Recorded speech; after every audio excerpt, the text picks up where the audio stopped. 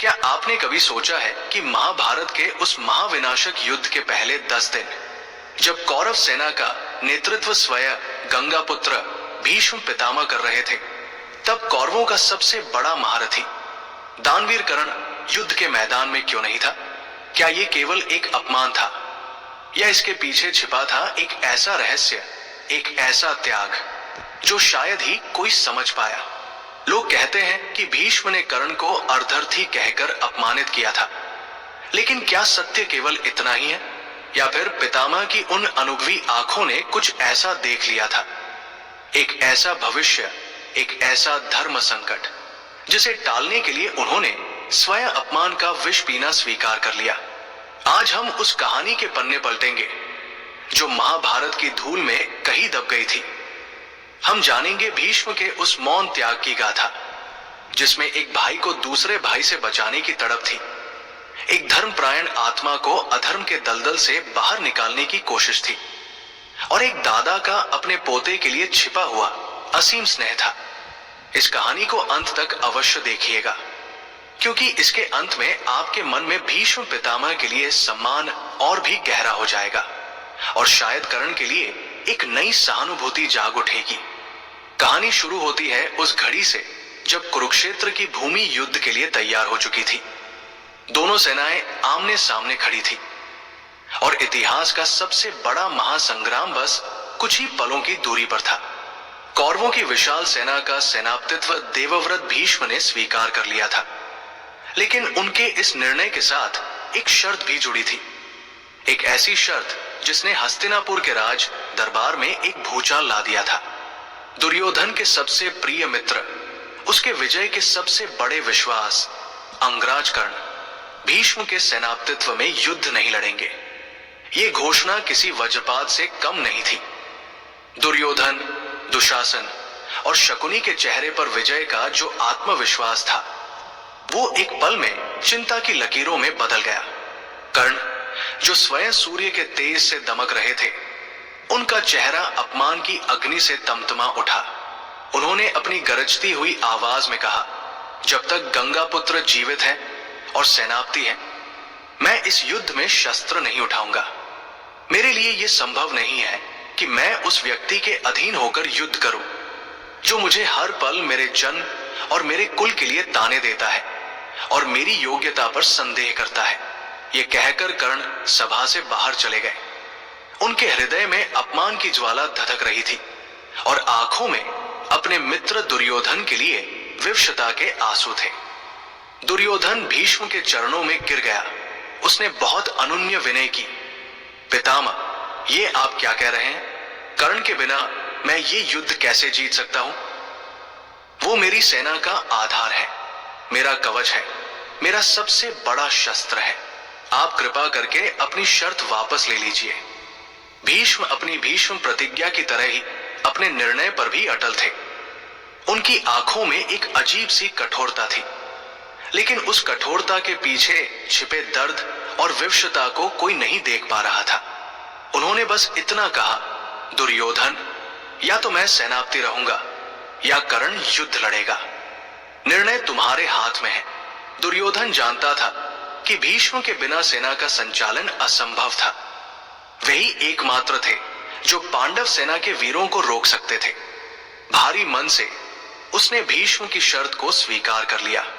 अब यहां से हम उस कहानी में प्रवेश करते हैं जो सभा में किसी ने नहीं सुनी, जो केवल भीष्म पितामह के हृदय के भीतर चल रही थी।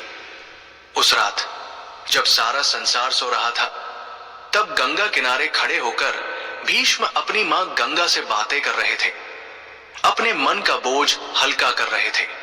उनकी आंखों से अविरल अश्रुधारा बह रही थी। उन्होंने कहा, मां, आज मैंने एक और पाप अपने सिर ले लिया है। मैंने उस वीर का अपमान किया है जो इस पूरी पृथ्वी पर शायद अर्जुन से भी बड़ा धनुर्धर है। मैंने सूर्य पुत्र कर्ण को युद्ध से विमुख कर दिया है।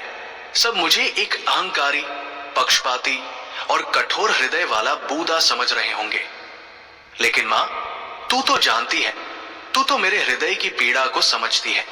भीष्म ने कर्ण को युद्ध में शामिल न होने देने का जो निर्णय लिया था, उसके पीछे एक नहीं बल्कि 3 गहरे और पवित्र कारण छिपे थे। पहला कारण था धर्म की रक्षा।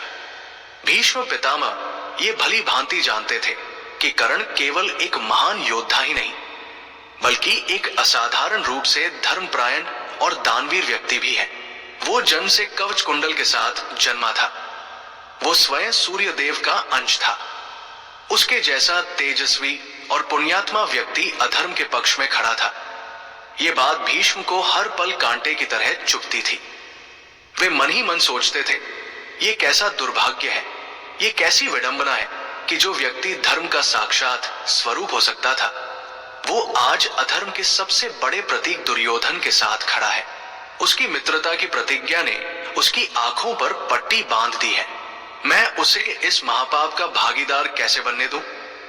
ये युद्ध धर्म और अधर्म के बीच है, और मैं नहीं चाहता कि कर्ण जैसा सूर्यपुत्र योद्धा अधर्मियों की ओर से लड़कर अपने पुण्य को नष्ट करे और इतिहास में एक अधर्मी के मित्र के रूप में जाना जाए। मैंने उसे अर्धर्थी कहकर अपमानित किया ताकि उसका स्वाभिमान जाग उठे और वो क्रोध में ही सही इस युद्ध के प्रारंभिक चरण से दूर हो जाए।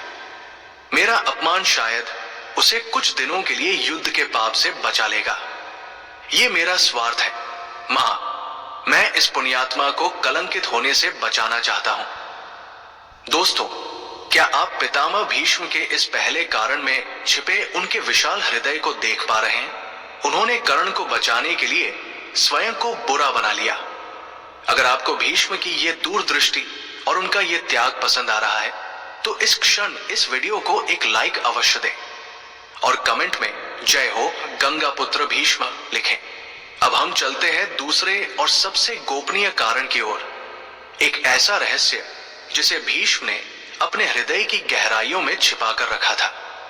भीष्म पितामह उन गिने चुने लोगों में से थे जिन्हें कर्ण के जन्म का रहस्य ज्ञात था, या कम से कम इसका गहरा आभास हो चुका था। उन्होंने कई बार कर्ण को ध्यान से देखा था। उसके चेहरे पर वही तेज, वही दिव्यता जो कभी युवा कुंती के चेहरे पर दिखती थी, और उसके कवच कुंडल की आभा में उन्हें स्वयं सूर्य देव का अंश दिखाई देता था। उन्हें महर्षि वेदव्यास और नारद मुनि से कुछ संकेत भी मिले थे।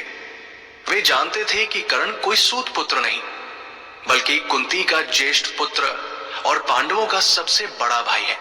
ये ज्ञान उनके लिए किसी शूल की तरह था। वे कैसे अनुमति दे सकते थे कि एक भाई अपने ही छोटे भाइयों के रक्त से अपने हाथ रंगे? वे कैसे देख सकते थे कि ज्येष्ठ पांडव अपने अनुजों का वध करें? गंगा किनारे खड़े भीष्म की आंखों के सामने वो दृश्य घूम गया जब कुंती ने कर्ण को नदी में बहाया होगा। वे सोचने लगे, हे विधाता, ये कैसी परीक्षा है? एक मां ने लोकलाज के भय से अपने पुत्र को त्याग दिया, और आज वही पुत्र अपने भाइयों का सबसे बड़ा शत्रु बनकर खड़ा है। मैं इस परिवार का सबसे बड़ा संरक्षक हूं। मैंने अपने पिता शांतनु को वचन दिया था कि मैं हस्तिनापुर के सिंहासन की रक्षा करूंगा। इस सिंहासन के उत्तराधिकारियों की रक्षा करना मेरा परम कर्तव्य है। मैं अपने जीते जी इन भाइयों को आपस में लड़कर नष्ट होते हुए नहीं देख सकता। अर्जुन, भीम, युधिष्ठिर, नकुल, सहदेव, ये सब मेरे पोते हैं, और कर्ण भी तो मेरा ही पौत्र है।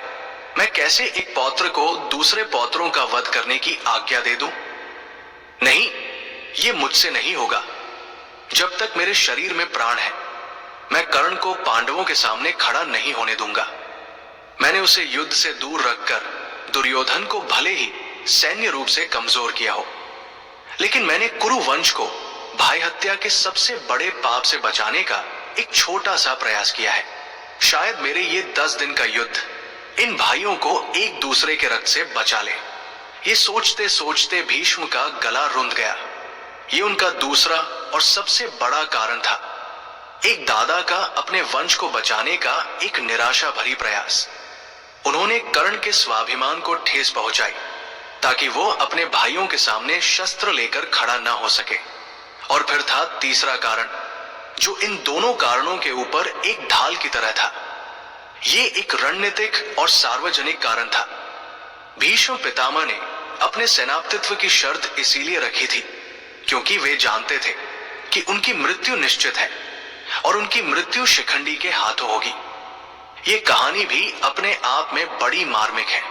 अपने पिछले जन्म में शिखंडी काशी की राजकुमारी अंबा थी, जिसे भीष्म ने अपने सौतेले भाइयों के लिए हरण कर लिया था। लेकिन अंबा राजा शाल्व से प्रेम करती थी और जब भीष्म ने उसे मुक्त किया तो शाल्व ने उसे अस्वीकार कर दिया। अंबा के जीवन का हर मार्ग बंद हो गया था और उसने अपनी इस दुर्दशा का कारण भीष्म को माना। उसने भगवान शिव की घोर तपस्या करके ये वरदान प्राप्त किया कि वो अगले जन्म में भीष्म की मृत्यु का कारण बनेगी। वही अंबा आज द्रुपद के पुत्र शिखंडी के रूप में युद्ध के मैदान में खड़ी थी और भीष्म जानते थे कि वे एक स्त्री पर या जो स्त्री रह चुकी हो उस पर शस्त्र नहीं उठाएंगे। भीष्म को अपनी मृत्यु का क्षण और कारण दोनों पता थे। वे जानते थे कि उनका सेनापतित्व केवल कुछ ही दिनों का है। उन्होंने सोचा, मेरा अंत तो निश्चित है। मैं जानता हूं कि मैं शिखंडी के सामने शस्त्र नहीं उठा पाऊंगा और अर्जुन उसी की आड़ लेकर मुझे बाणों की शैया पर सुला देगा। मेरा सेनापतित्व केवल 10 दिनों का है, तो क्यों न इन 10 दिनों का उपयोग कुरु वंश की भलाई के लिए किया जाए। यदि कर्ण पहले दिन से ही युद्ध में आ गया तो उसकी और अर्जुन की भिड़ंत निश्चित है। उन दोनों के दिव्यास्त्रों की अग्नि में सृष्टि का नाश हो जाएगा और कोई नहीं बचेगा। लेकिन अगर मैं कर्ण को अपने सेनापतित्व तक युद्ध से दूर रखूं तो कम से कम 10 दिनों तक पांडव सुरक्षित रहेंगे। मैं अकेला ही पांडव सेना को रोकने की पूरी चेष्टा करूंगा, उन्हें थका दूंगा, लेकिन उनका वध नहीं करूंगा क्योंकि मैं अपने ही पौत्रों का वध नहीं कर सकता। मेरे गिरने के बाद जब कर्ण युद्ध में आएगा, युद्ध की दिशा बदल चुकी हो। शायद कोई चमत्कार हो जाए, शायद युधिष्ठिर का धर्म ही विजय प्राप्त कर ले। ये एक जुआ है जो मैं अपने वंश के लिए खेल रहा हूं। इसीलिए भीष्म ने कठोरता का मुखौटा पहनकर यह शर्त रखी कि जब तक वे स्वयं सेनापति हैं, कर्ण युद्ध में शामिल नहीं होगा। कर्ण को केवल भीष्म के बाणशया पर जाने के बाद ही युद्ध में शामिल होने की अनुमति मिली। ये उनकी एक सोची समझी रणनीति थी, एक ऐसा बलिदान जिसमें उन्होंने अपनी प्रतिष्ठा, अपना सम्मान, सब कुछ दांव पर लगा दिया था। दोस्तों, कहानी अभी समाप्त नहीं हुई है। अब हम उस क्षण की ओर बढ़ेंगे जब इन सारे रहस्यों से पर्दा उठता है। लेकिन उससे पहले मैं आपसे पूछना चाहता हूं, आपको क्या लगता है, क्या भीष्म पितामह का यह निर्णय सही था? क्या उन्हें कर्ण को सत्य बता देना चाहिए था? आपके विचार हमें नीचे कमेंट्स में जरूर बताएं।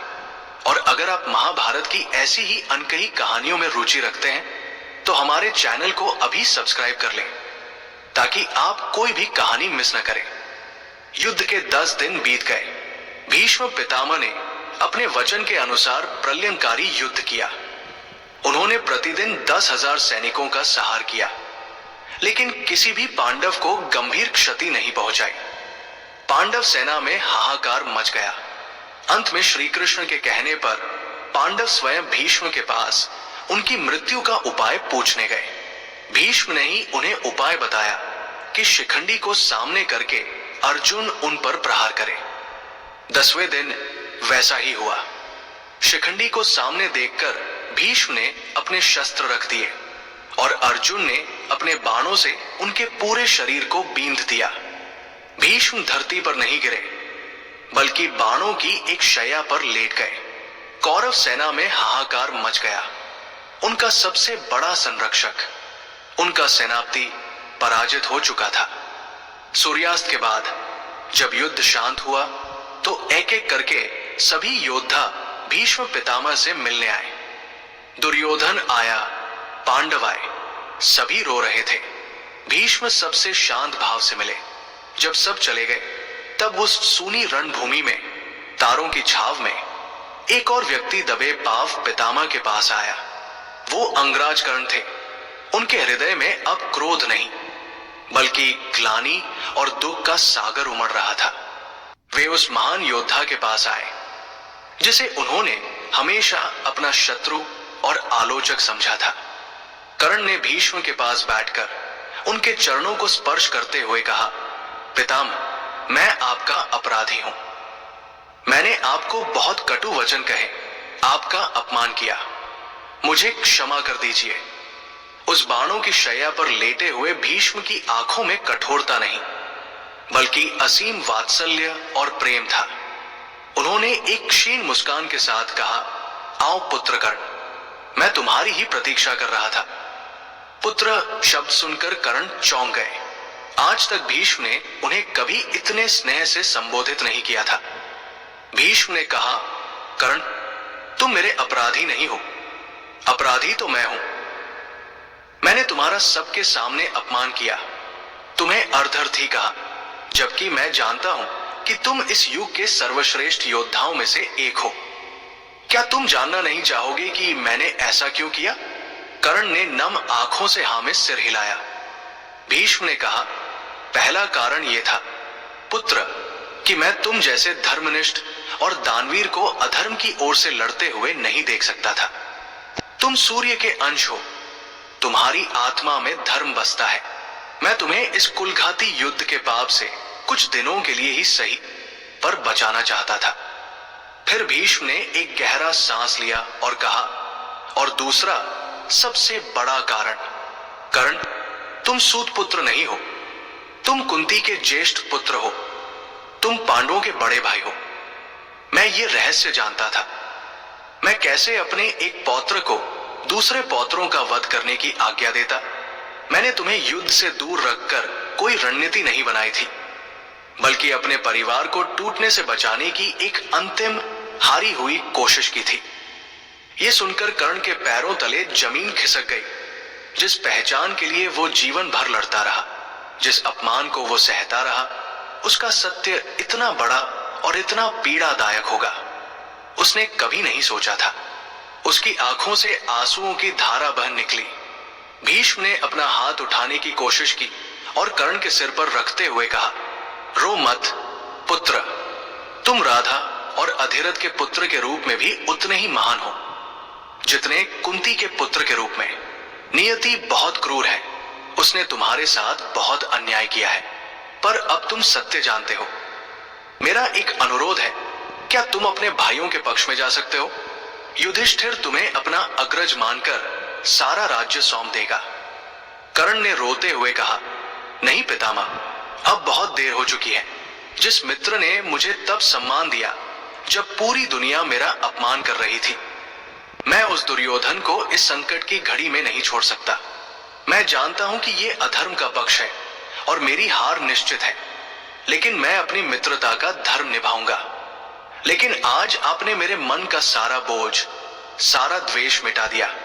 अब मैं जब भी युद्ध करूंगा, मेरे मन में अपने भाइयों के लिए घृणा नहीं होगी। मुझे आपका आशीर्वाद चाहिए पितामह। भीष्म पितामह की आंखों से भी आंसू बह निकले। उन्होंने कहा, पुत्र, तुम वास्तव में महान हो। तुम दानवीर ही नहीं, मित्रता के धर्म में भी सर्वश्रेष्ठ हो। जाओ पुत्र, युद्ध करो और वीरगति को प्राप्त होकर उन लोगों को प्राप्त करो जो बड़े बड़े योगियों के लिए भी दुर्लभ है। मेरा आशीर्वाद सदैव तुम्हारे साथ है। तुम एक अजय योद्धा हो।